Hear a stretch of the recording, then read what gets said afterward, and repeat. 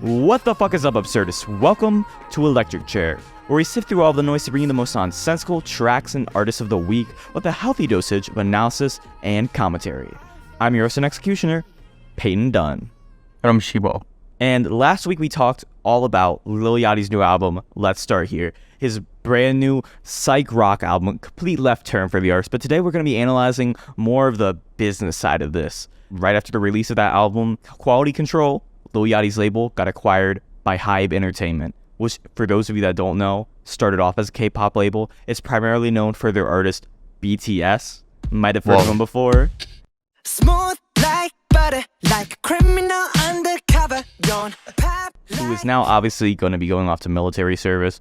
But I think it's so interesting, Shibo. Quality Control is such an influential label in the history of rap, but the fact that HYBE decided to pick this out of any other label is also kind of astonishing to me. There's so many independent hip-hop labels out there that I could have acquired with so many different influential artists, but for some reason Quality Control was the one, even though most of the careers of most of the artists on that label, Migos, Lil Yachty, their cultural influence had seemingly peaked years ago. Migos hasn't really been as relevant since 2016. They obviously brought the triplet flow into trap and really popularized it in that extent. Raindrops, drop top, smoking, no cooking, the hot pot, fucking on your bitch, yeah, that.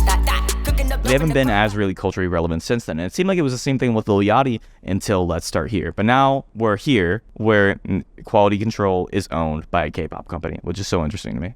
Yeah, I think this is really just a part of HYBE's long-term strategy in the sense that the second people started talking about, oh crap, BTS has to go to the army, they made a new boy band and they did a TV show called Island and they made the boy band TXT. It was like a competition show.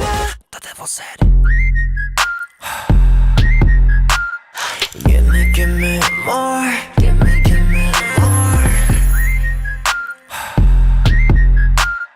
80 왔었다, 같이 놀자.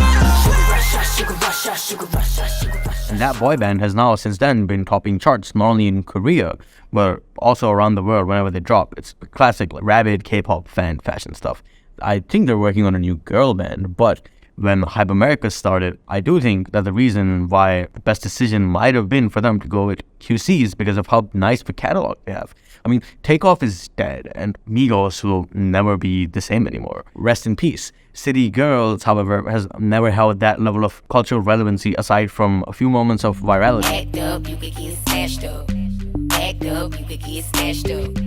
Act up, you could get snatched up. Dirty ass dance, baby girl, you need to... Lil Baby, however, is an artist that will last, I think, in terms of relevancy. Maybe even if Lil Baby does not drop, the backlog of his hits is gonna carry on for quite a minute. And same goes for Yachty. I don't think Yachty's ever gonna be as famous, relevant, or as high in streams as he was when he made Minnesota and tracks around that time. Call like Minnesota, call like Minnesota, call like Minnesota, call like Minnesota. Need to stay up out the streets if you can't take the heat. But the cultural relevancy in terms of how many people keep talking about these artists in the future while talking about specific movements, maybe the SoundCloud movement, maybe the trap movement coming up out of Atlanta.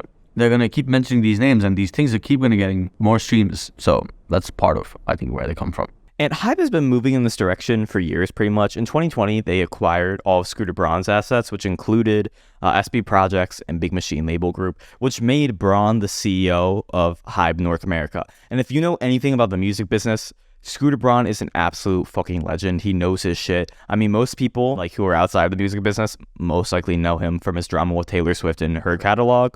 But he's made so many good business moves over the years. I mean, I think it best epitomized by his work with Justin Bieber and making him into an absolute superstar. Braun's such a well-respected name in this industry that's just opened the door for them to make any level of acquisitions and really build themselves across genres, across continents, which I think made him the perfect person to acquire the Quality Control catalog and the company as well. Yeah, makes sense. I mean, Justin also just sold his catalog, so not only was some of that probably a Scooter Braun check, once Scooter sold his company, all of his artists also got a little bit of a kickback out of it. And Scooter is known to be a guy that's often sometimes seen as controversial because of his very shrewd business mindset, but clearly he's been making these moves for a hot minute.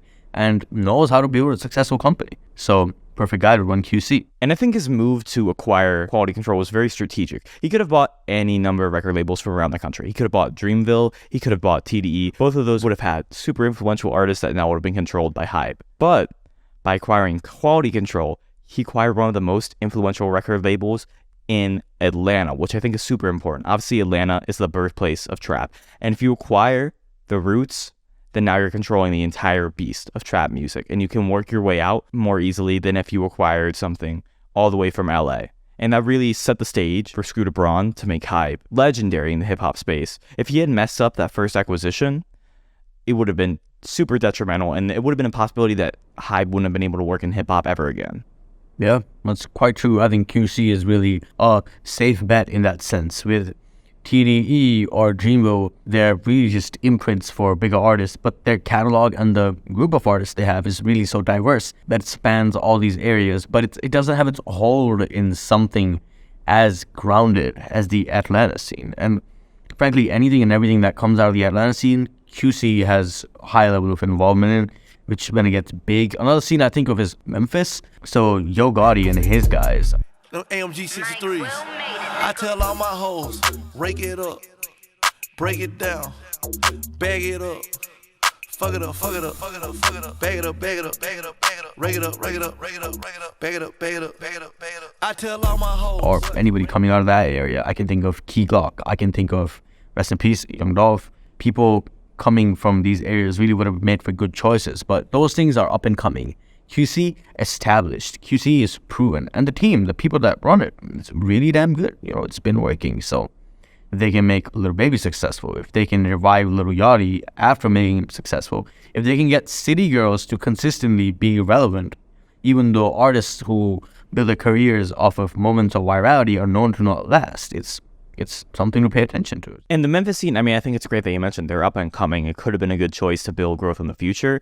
But I think something that's critical to realize is that Memphis is also past its peak at the same time. It used to be so culturally influential for the worlds of like rock and roll and blues that now if you look at what it used to be, it's just kind of a fraction of its old self. So in that way, it wouldn't have been as good of a view for people to look at as acquiring something in Atlanta. Atlanta was up and coming like a decade ago, and now is so established. But Atlanta didn't have the history in the music industry way before that, way before trap music really put it on the map, which really helped Scooter Braun to like solidify himself as a part of that narrative. Yeah. And I think something that's popularly been going around on Twitter is like people waiting for that Lil Baby and Jungkook collab, because BTS has been kind of moving into that territory of collaborating with outside artists. Like, I can think of Max being an artist. I can think of Charlie Puth being an artist. They really made a hit together.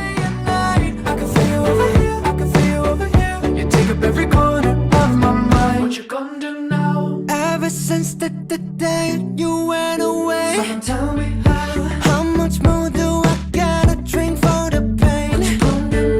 You did things to me that I just can't forget. I don't think by any means this is a decision which incorporates those facets of HYBE and how they will enter America. This is really completely a move into marking territory in front of, I would say, even major labels or other popular hip-hop scenes across the USA and saying, hi, we are here and we are more than just BTS.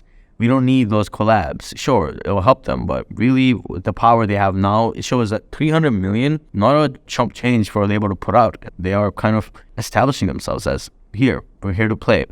We're ready to do it too. So let the games begin. Let the games begin, indeed. But that's all we have for you today. Thank you all so much for tuning into Absurdist Electric Chair. You can find us on TikTok, Instagram, and Twitter at Absurdist_IO and at our website, Absurdist.io. If you like what you heard today and want to follow us along our executionary journey, you can follow us or subscribe wherever you get your podcasts. You can also rate us 5 stars or leave a like on the episode to help us spread the absurd word to even more listeners. I'm your host and executioner, Payton Dunn. And I'm Shibo. And we'll see you all next time.